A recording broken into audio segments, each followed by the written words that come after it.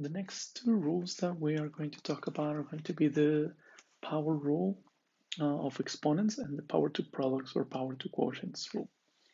Okay, so the power rule of exponents, this is a rule that involves when you have or having two exponents in one variable. So if I have a variable, let's say x to the power of 2, and then on top of that 2, I have another exponent, an extra exponent of 3, the power rule says that in order to simplify this expression, when you have an exponent of an exponent, you have to multiply those numbers. So you keep the base in there, and then you have to multiply those two numbers. This is when you have one variable and two exponents. This is not, I'm gonna make a sketching here. This is not the product rule, right? The product rule, when you have two variables that are the same, they're both x's, right? When you multiply those two, you have to add the exponent, so the result will be x to the power of 2 plus 3, that's 5. On this case, I have one variable with two exponents. So this is the power rule. That means I have to multiply those two numbers. So the result should be, I'm going to keep the base, that's x, and 2 times 3, that's 6. Okay. So when you have two exponents together, you have to multiply those two numbers. Okay. So I'm going to keep the base in this case, m is a base, and I am going to multiply those two exponents. 5 times 2, and the result should be m to the power of 10. And it also works for negative exponents or positive exponents, right? So I have x to the power of negative 3 to the power of 2. So what I can do in here is I can start dealing with the negative exponent rule and try to get a reciprocal in there. But I would recommend you to always start with the power rule. So this is the rule that we're talking about right now. It helps simplify expressions better, and it is really easy to lose a sign or to mess up something if you're getting reciprocals or using the negative exponent rule. So I would recommend you to do the power rule in this case, the same as all the other examples. Negative 3 times 2, and the result's going to be x to the power of negative 6. And of course, if you want to keep simplifying, then you're going to do the negative exponent rule, which I talked about in the previous video, and get the reciprocal. Okay, but first you have to multiply those two exponents since they are together. And this example over here has two negative exponents. You will think about getting reciprocals, but you might mess up those numbers. Okay, so what I'm going to do in here, I'm going to do the power rule, which says if I have two exponents together, all I have to do is multiply those. Right? So negative 4 times negative 3, and the result is positive 12. Again, you see I don't have any more negative exponents, so we should be good, x to the power of 12. So this is the power rule of exponents. You have two exponents together, you can multiply those. And the power to product and power to quotient rule, this is basically the same as the power rule, but when you have several things inside the parentheses. So for example, if I have x times y inside the parentheses and this has a power of 2, what the power to products rule says is that everything inside the parentheses is going to get an exponent. It's going to get that exponent that's outside. So this is going to simplify into x squared, y squared. And the power to quotient rule is basically the same. So if I have a fraction and there's an exponent outside, that exponent is going to go to everything on the top and everything on the bottom.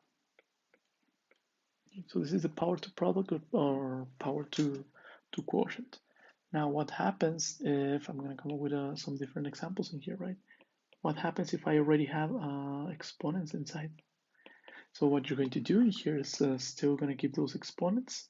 So everything is going to have an extra exponent. So x squared to the power of 3, that's exponent outside, and y squared to the power of 3. So you're distributed. I don't really want to say distributed because this is not distributive property, right? You're distributing this exponent or giving this exponent to every single variable that's inside the parentheses. If they already have an exponent, well, so be it. And this is the power rule. So you can simplify using the power rule. And the same happens as if you have a division, right? So I have a division of two variables and then I have an extra exponent, then you have to give it an extra exponent both to the top and to the bottom. So the top will remain x cubed and then an extra exponent, and the bottom y fourth and then an extra exponent. And then you can do the power rule to simplify those expressions. Okay, so that's the power to products and the power to quotients rule. So let's see what we can do in these examples. So I have 2x to the power of 3, everything to the power of 2. So the power to product rule says I have to distribute this 2 to everything inside that parenthesis. So this 2, first of all, is going to go to the number 2. So 2 is also going to have a new exponent. Okay, so 2 doesn't have an exponent. I'm going to give it that 2. Okay, so that's 2 goes there. And then the 2 also goes to the x. So that x already has an exponent that's a cube. I'm going to give it an extra exponent. That's a square outside.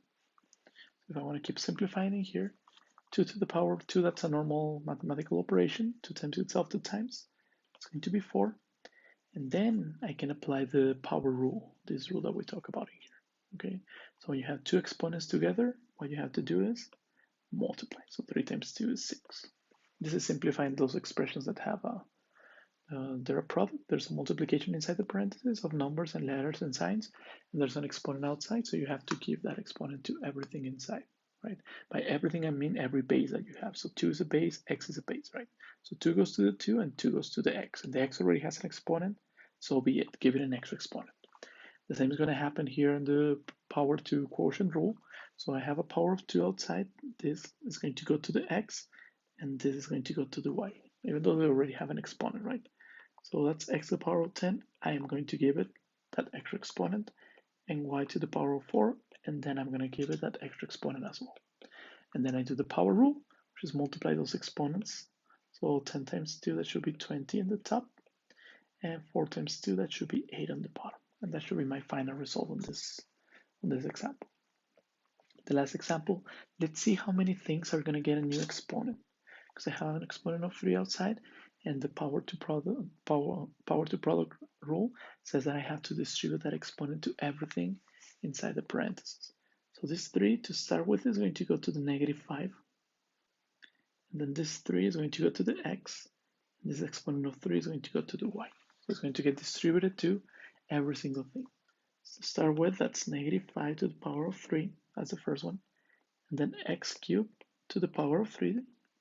And then y to the power -2 to the power of 3. So I'm distributing that exponent to every single base that I have. So -5 to the power of 3, we're not getting any reciprocals. There's no negative exponents. Don't get me wrong, right? Don't confuse this operation. That's -5 times itself 3 times. So that's 125. And then I can do the power rule in here. I have two exponents together. All I have to do is multiply those numbers. So 3 times 3, that's 9. And the same goes for the y.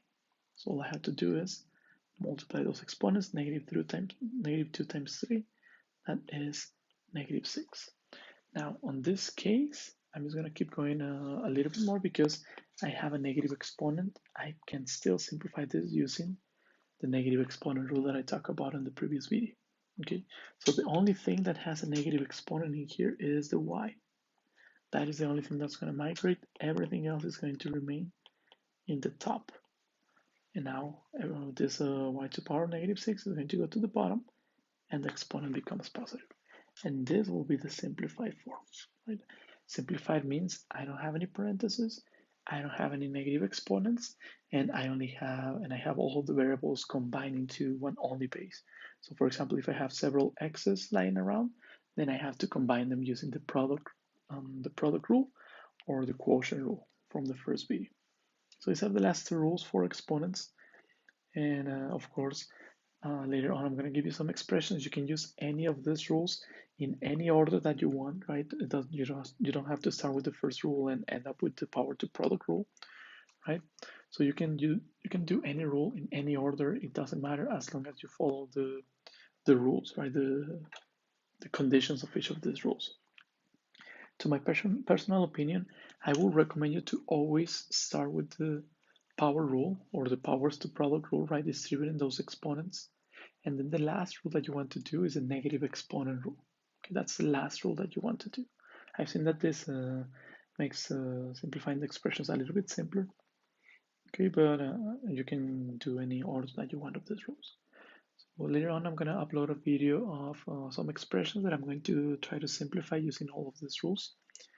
And make sure you just send me an email if you have any further questions.